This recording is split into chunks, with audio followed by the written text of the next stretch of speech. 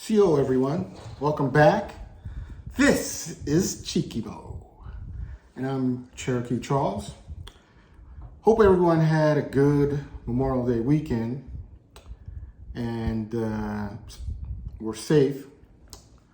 So let's get back to talking about the economy and the recession. We got 30 days in this second quarter before the report about the recession from the government should come out and either officially or not officially say we are in a recession.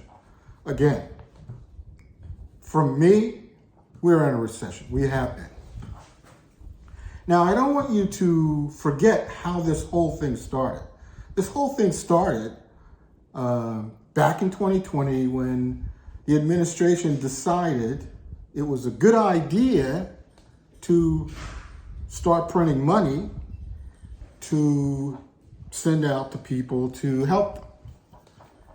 And as a result of sending out all that money, the value of the dollar went down, and we have the resulting inflation, which we're now trying to deal with.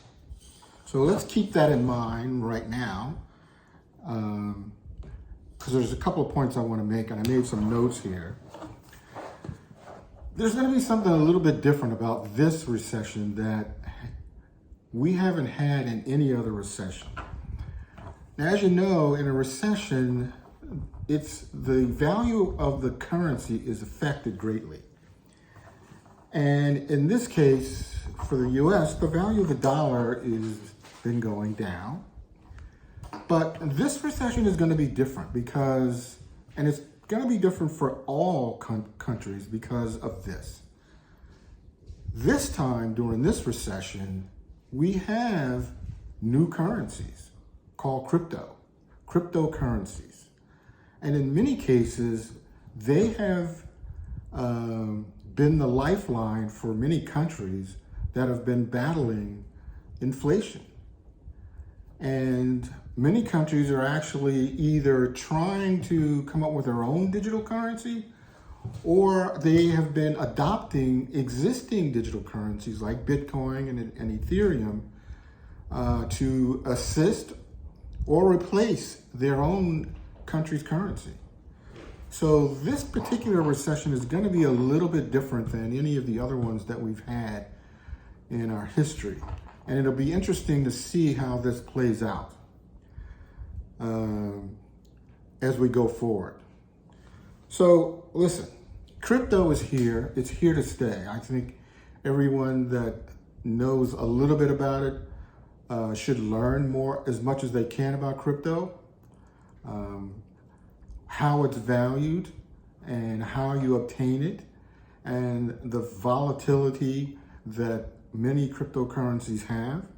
It's important for you to get a handle on this so that you are not blindsided when crypto really starts to take effect.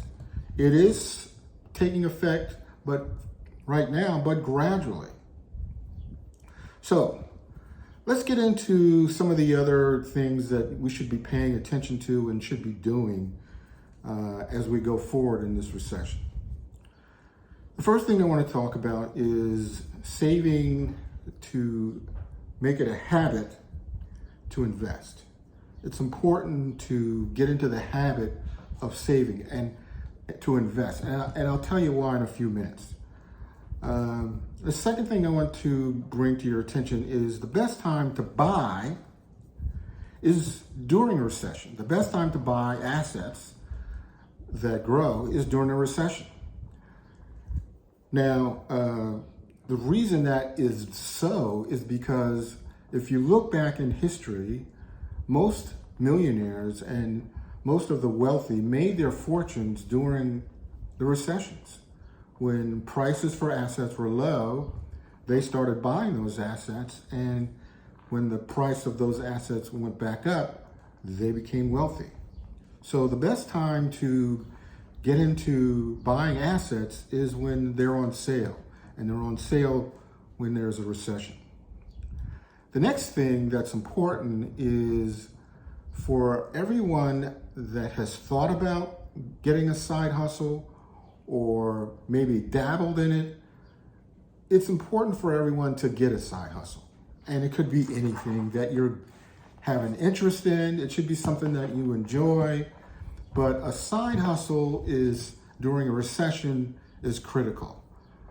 It's a way to bring in income, and it could be a way to bring in income and you don't have to pay taxes on that income until after you take your income out of that side hustle. And we'll go into that a little bit more in a bit.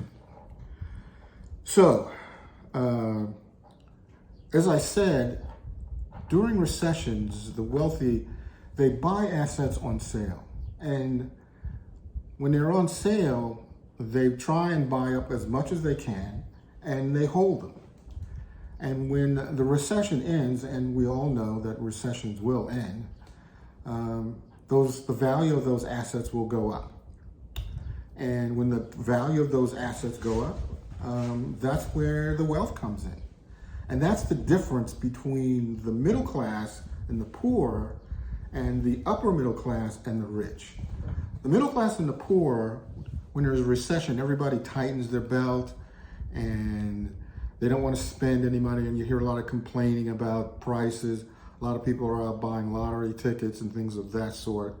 Whereas during the same time period, the rich, they start a business, they start a side hustle. And by doing that, you're able to deduct a lot of expenses from that business, so that when you take your salary from the business, you pay taxes on what's left over, as opposed to when you're an employee, you work at your job for how many ever hours you are scheduled to work, and before you ever get your paycheck, they take taxes out of it first. So on the one hand, when you're an employee, your taxes come out first. When you're working a side hustle and you have a side business, your taxes come out last. So there's a big difference there in thinking, and a big difference in your attitude that should be during a recession. So I just wanted to make this brief point about how the rich stay rich and the poor stay poor. The rich have a side hustle, they start a business on their own, and they take out their income from the business and they pay taxes on what's left. The middle class and the poor, they usually don't start a business, they work as an employee and they pay taxes before they even get their paycheck from the company. Big difference, and that small difference right there is what makes the rich richer and the poor stay poor. So come back. We'll be coming back with more information tomorrow. So this is Cheeky Mo here. I'm Cherokee Charles, and I'll see you in the next one.